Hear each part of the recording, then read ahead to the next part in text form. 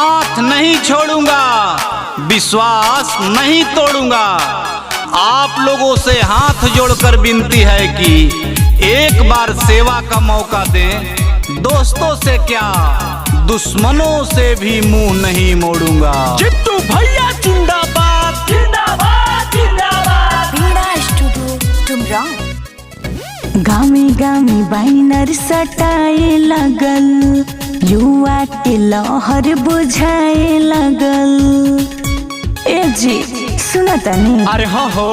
हाँ, गामी गामी बैनर सटाए लगल, युवा के लहर बुझाए लगल। नाही झूठन के चौकर में आवे के बा, नाही झूठन के चौकर में आवे के बा। जित्तू भैया के मुखिया बनावे के बा, अब की विजयी के ताज पहिरावे के बा। जित्तू भैया जिंदाबाद जिंदाबाद जिंदाबाद। जित्तू भैया जिंदाबाद जिंदाबाद जिंदाबाद। हमारा मुखिया कैसा हो, जित्तू भैया जैसा हो। हमारा मुखिया कैसा हो, जित्तू भैया जैसा हो।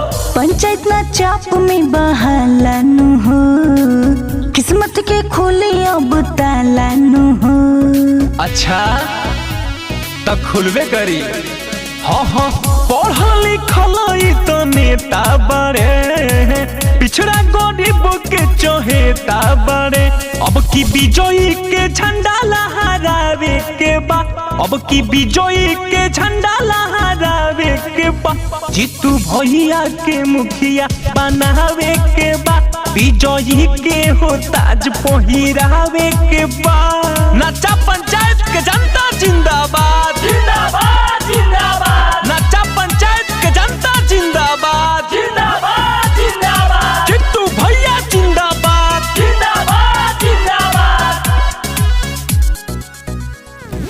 सबकर सपना हो पूरा होई, चाहेला जीत जस सभी कोई। अरे इनके हलावा हो।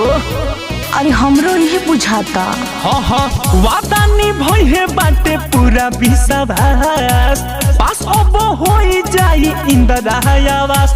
गली गहली विकास पहुँचावे के बा, गली गहली विकास पहुँचावे के बा। जित्तू भैया के मुखिया बनावे के बा, अब की विजयी के ताज पहिरावे।